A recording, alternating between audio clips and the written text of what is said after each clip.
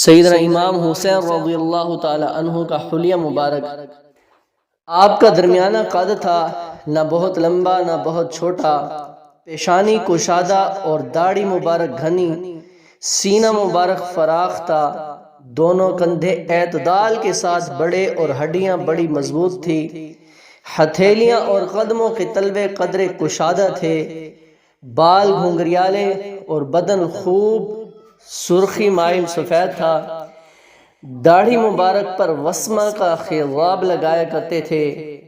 آپ خوبصورت بدن کے ساتھ خوبصورت آواز کے بھی مالک تھے۔ آپ کی آواز میں جہاں سوز و ترنم تھا وہاں گرج بھی تھی۔ آپ کی مبارک زلف امامہ کے نیچے سے ظاہر ہوتی تھی۔ حضرت حسین رضی اللہ تعالی عنہ رنگ و قامت میں، تخلیق و اعظام سینہ سے مبارک پاؤں تک، یعنی اپنے نیچے والے بدن میں حضور صلی اللہ علیہ وسلم کے مشابہ تھے۔